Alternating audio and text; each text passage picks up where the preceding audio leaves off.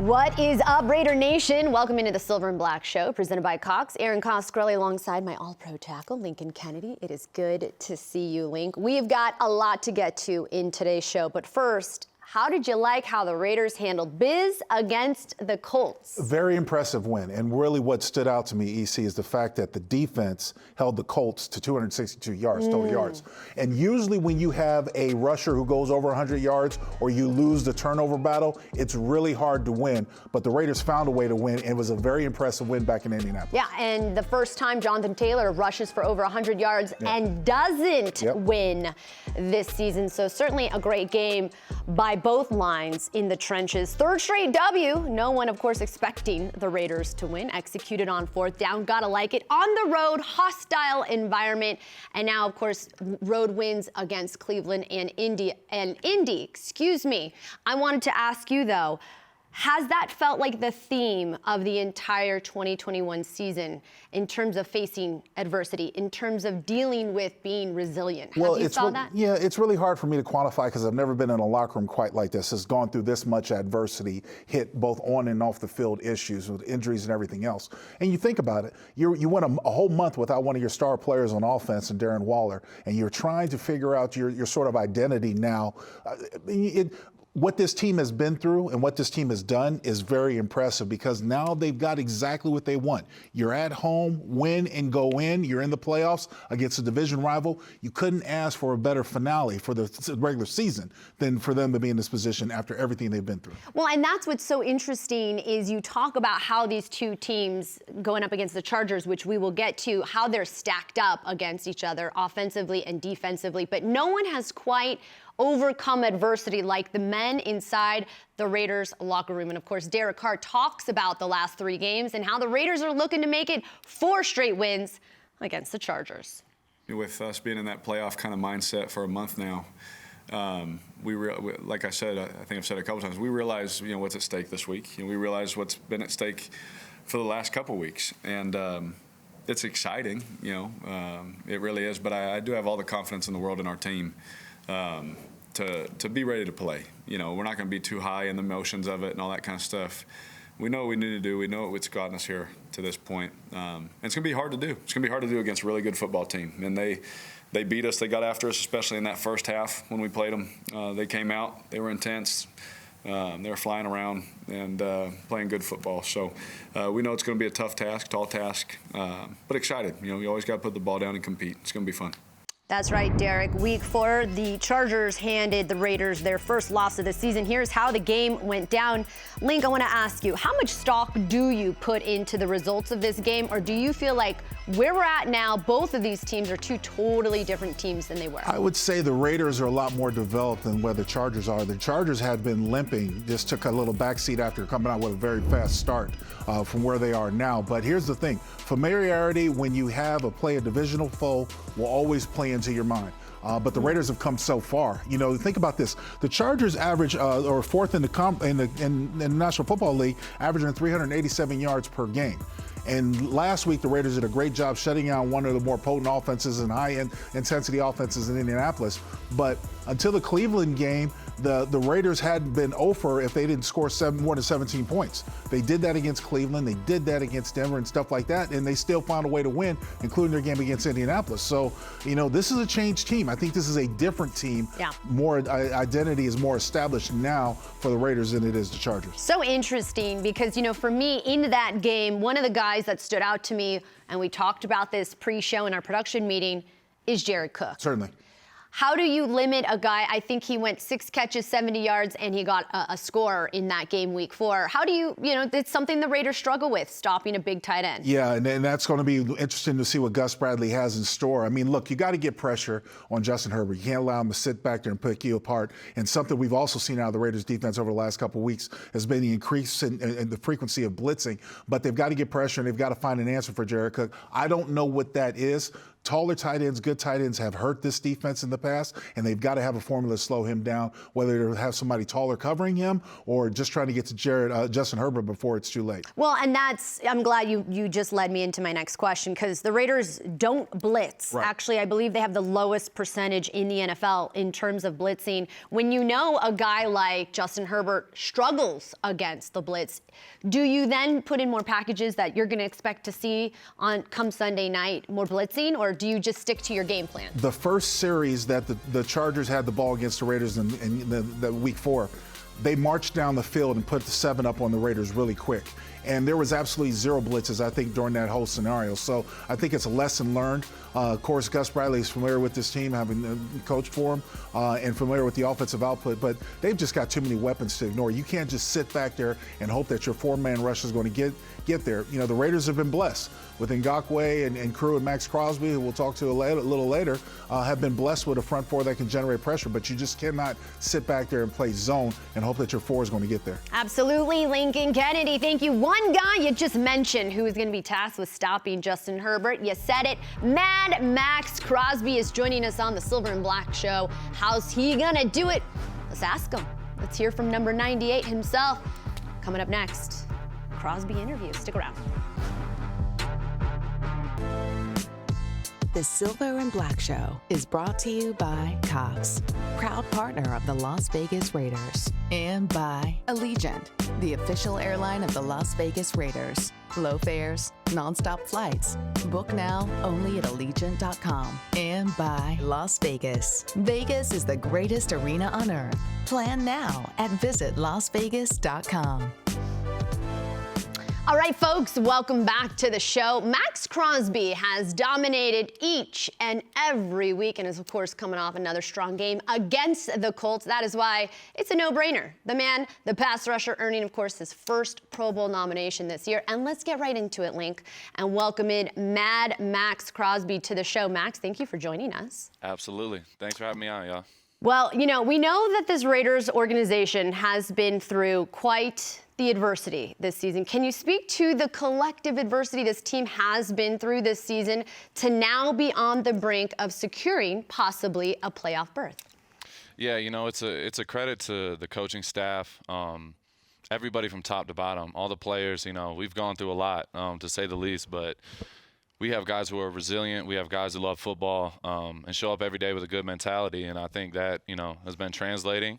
You know, ever since the Chiefs game, I feel like guys have really just looked in the mirror, locked in, stopped feeling bad for ourselves, and we're just, you know, dialed in, ready to win football games, and that's what we've been doing every week. Max, I remember talking to you in the spring, and you told me you were ready, but I had no idea the type of season you're going to have. Going to your first Pro Bowl, just an all-star season. Talk about your growth, your maturity over the last 3 years. I mean, relatively short career. You've done a lot in this short time.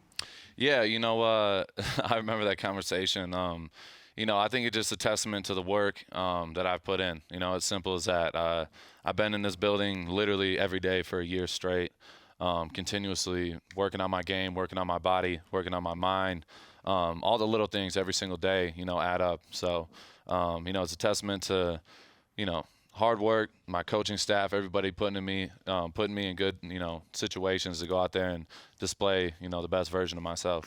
Yeah, Max, you mentioned your coaching staff, and that's one thing we learned this year, how much better the defense has become, and I think we can attribute a lot of that to, of course, Gus Bradley. Can you talk to us about, you know, his impact on you and his impact on the defense as a whole? It's been fun to watch Gus on the sideline. Yeah, you know, Gus is he's one of a kind. You know, every single day you look forward to his meetings. He just got great energy, and guys, you know, love to play for him for a reason. You know, before this year, we got to watch a lot of film, you know, seeing what they did with the Chargers when they had Joey and Melvin. And me and Yannick, you know, kind of looked at that and seen the film, and we're like, you know, we could do that, but we can, you know, we want to be better than that. And that's kind of, you know, what Coach Bradley sold us on, you know, the big end, the Leo, and we just, you know, came in as a, you know, he came in and really just changed things from the start, and just gave us a positive outlook on how his defense, you know, needed to look, and guys have bought in, and that's what we've been, you know, doing, and that's why you can continue to see improvement every week. Max, now turning your attention to the Chargers, what has been the biggest lesson learned from the first time you played them to where you are now? Very familiar with this team, as you already know, but you got to win. It's playoff time. Absolutely. It's very simple. At the end of the day, it's win or go home. So I know I'm ready. I know the guys are going to be ready. We have to be at our absolute best come Sunday. Come Sunday, you're going to be playing in front of Raider Nation. We heard just how loud things got when they were playing against the Denver Broncos. What's it been like this season? We didn't have the fans last year, first year in Vegas. It's electric. What's it like for you on the football field? It's been incredible. My whole life, I've always been one of those guys that, is interacting with the crowd and feeding off the energy, having the crowd feed off my energy. That's just kind of how I am. I want to put on a show, and I want people to, enjoy watching me play football. And it's been a blessing, because last year, you really realize how much, you appreciate having fans when it's a completely empty stadium and you're playing football. It's a little bit different. So it's been incredible this year. The fans have been awesome, and Sunday we need them to be at their absolute best. Max, I know you're salivating for this upcoming game because you're playing against guys like Eckler and Justin Herbert and that offense over there. So talk a little bit about what you've seen on the Chargers offense this time around, rather than the first time you faced them. Yeah, they're always tough. They got their skill. Their skill players are, you could argue they're the best in the league. Keenan Allen, Justin Herbert, Eckler, from top to bottom. Mike Williams, one of the best 50-50 guys in the league. They have a lot of talent, but it starts in the trenches. That's the way we look at it. We got to win our matchups up front. We got to make his job difficult back there in the pocket. We can't just, bum rush and belly bump. We got to be on edges. We got to win our matchups and constantly be an issue for, Herbert, and not let him step up and get him down for sure. Well, we're definitely looking forward to watching you continue to put on a show this Sunday against the Chargers. Max, thank you so much for taking the time, and good luck this week. Absolutely. Thank y'all so much. Appreciate it. All right. Coming up next, head coach Rich Basaccia sitting down with JT the Brick to talk about how he's prepping his squad ahead of this week's matchup against LA. Stick around.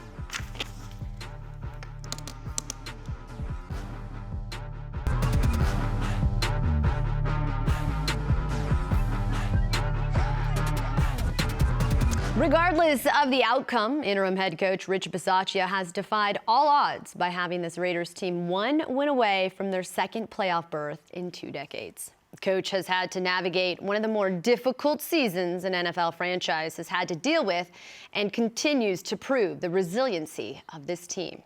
He sits down with JT the Brick to discuss why this team is ready to take that next step. Okay, Coach, resiliency is the word again. What a win. Let's go back to Indy. When you need to make plays, and even in a low-scoring game, this team comes together to make the plays to win games. Well, yeah, again, a credit to the players and the way in which they, competed relentlessly, to the bitter end. I think the guys have understood that we try to go into the game with a belief system in all 3 phases of the game, and then it's their job to do the best they possibly can to execute, the system in which we're trying to play. So, again, it was one of those games we had to play all the way to the end, but credit to them, and we came out on the winning end of it. When you took a step back and looked at that game, what impressed you the most with it, from the defense to just the overall victory? Because, again, it came down to the wire again in the fourth quarter. You have a very good fourth quarter team. We do, as of right now. Certainly the defense's ability to stop them there at the end and hold them, and then for Derek to come back with his offense and the plays that Ole called to execute, get us in field goal range for Daniel to come in and have a chance to win it for us in the end. But I also believe that our team seems to be improving week in and week out, which has kind of been a mantra for us. And I also see them improving as the game goes on. I talked to Andre James on the radio. This offensive line deserves some time here. Their improvement.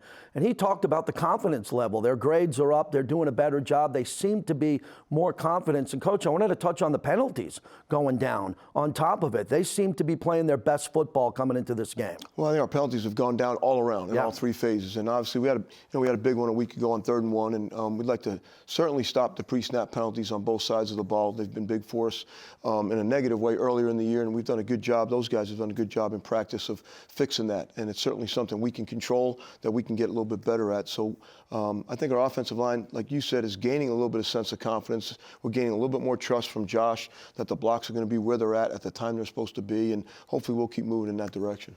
Justin Herbert's a young quarterback. I'm sure you're looking at a lot of tape this week. What jumps off the tape in regards to how mature he is at this age? And how do you get him off his spot? The defensive line's playing fantastic, and you got probably your biggest test of the year at home with him. We do.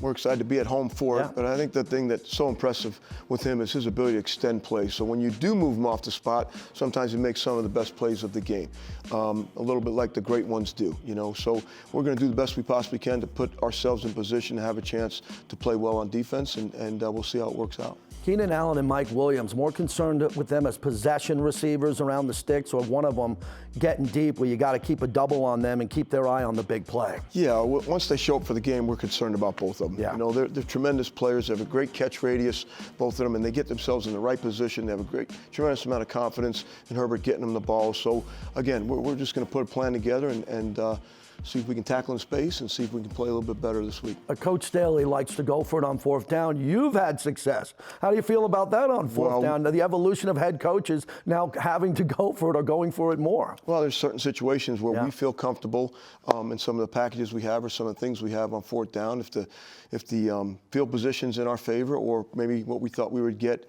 on the down and distance is in our favor, we'll try to do it. But we're going to try to do the best we can to get enough points to win the game. Coach, tremendous job last one getting here and wanting to not downplay the game. It's not like every other game. Derek touched on that in the press conference, the emotions. When this game got flexed to Sunday, it wasn't like a game being moved 2 days, which you just had to deal with. What do you think about the flex, the last game of the year, Sunday night, and getting it at home? I think, again, we're excited. We knew we were going to have a game, whether it be Sunday or Saturday or when it was. We knew it was the last game of the season. It's a division opponent. It's a historic rivalry, right, us and the Chargers. We're excited to be at home. We're excited that it's Sunday night. It gives our fans a little time during the course of the game to get themselves excited for the game. So we're going to do a good job putting a product on the field that hopefully everyone can be proud of. Good luck Sunday night, Coach. Thank you so much. The Silver and Black Show has been brought to you by 1800, the best taste in tequila and official partner of the Raiders. And by Chevron with Techron gives you unbeatable cleaning and mileage. Chevron, together ahead. Yeah, Hunter's having a fantastic season. He's having a fantastic career. This guy is one of the premium inside receivers in the National Football League. He's a very complete football player. Obviously can return as well, but does a lot of things for them. You know, blocking, receiving. He's a real weapon for them, and tremendous player, and definitely one of the biggest reasons for their success this season. Head coach Brandon Staley of the Chargers giving well-deserved love to Hunter Renfrow and what he's been able to do for the Raiders offense this season. But it is time for our Microsoft matchup of the week between two of the best in the AFC. That's right, Keenan Allen and Hunter Renfrow doing big things for their respective offenses. Take a look at their numbers this season, 2021. How are you feeling about that stat up there? Well, Keenan Allen's been an established pro for quite some time, and Hunter Renfrow is having a little bit of a breakout year. But look, the numbers speak for themselves. Both of them are over 1,000 yards, and both of them are active contributors. Look at that average, 10 yards an average, so 10 yards a catch. And Hunter Renfrow has really been a nice, pleasant surprise because the chemistry that was established earlier last year amongst him and Derek Carr has carried over. And we've always known what Keenan Allen, because he's been familiar with that Charger-Raider rivalry. So it's really fun to see these receivers be able to go out and have big impacts for their teams. Right, and we had Bruce Gradkowski on the post-game show talking about just how good his situational football is on third downs. Always a guy that can make plays, but Keenan Allen doing big things as well, of course. He only had 36 yards total week 4. We were able to keep him clamped for the most part. How do you mitigate the threat that is Keenan Allen? Well, there's really no way that you can stop a playmaker like that from making plays other than, you do the little things right. And I think the Raiders have come a long way. We talked about earlier in the show, especially over the last month of football, because they've cut down on the mistakes. They focused on the small things. Penalties was a big thing that Coach Basaccia talked about, and I think that also helps them. And they're playing better. The offensive line is playing better. So it's the little things. When you don't come out in the National Football League, you see it, and spot a team double-digit points and then hope that you can come back. So that was one of the things that really worked against the Raiders in Week 4 when they played against each other. But, this is just a case where you want all hands on deck, all your power is out there, and you're going at it. They're going to try to stop Keenan Allen. They're also, the offense, going to try to contain a guy by the name of Joey Bosa. You talked about him on your radio show. He did have a sack Week 4. How do you anticipate being able to slow down the premier pass rusher? Well, EC, I was always of the mindset when you have a high-impact player playing an opposing team, you don't go away from him, you go at him. And there are plays that I would think to the design that would try to take Joey Bosa's legs out, make him aware that we've got attention. This is one of them. Now, watch Foster Moreau, number 87. He's going to come back and cut the in man on the line of scrimmage. That's Joey Bosa right there. You see how the hole opened up middle? I would do plays like that over and over again. And you cut the in man on the line of scrimmage and you let him know whether you're going for his legs, whether it's Darren Waller or whether it's Foster Moreau in this situation. Look, see, that's a boom. That's a threat where you come downhill and you get him, you hit him. You don't run away from him. You go right at him. You take the game to him. Wow, huge. And good news, we may, not for sure, but we may have Darren Waller in the mix, which is also something great to worry about if you're an opposing defense. How big is this game? I mean, the second opportunity to go to the postseason, dating since 2016. Yeah. The Raiders have been wanting to see this, and they, like we talked about earlier in the show, overcame so much to get here, a win and in type scenario. How big is this game? Huge. Yeah. Huge. And the reason why it's huge is because Raider Nation and Raider Faithful have been wanting this for quite some time. In 2016, when Derek went down, they went into the playoffs with a rookie quarterback, didn't do so well against the Houston Texans. Had a good record, 12-4 that year, but didn't do so well in the playoffs. Now you've got guys healthy. Derek is healthy. You've got everything that you want. And believe me, it's at home.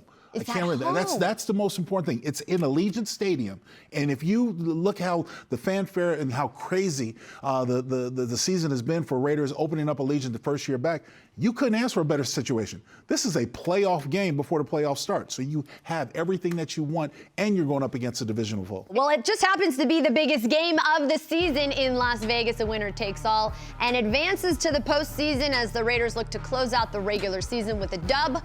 For Link, I'm E. Silver and Black Show. Thanks for watching.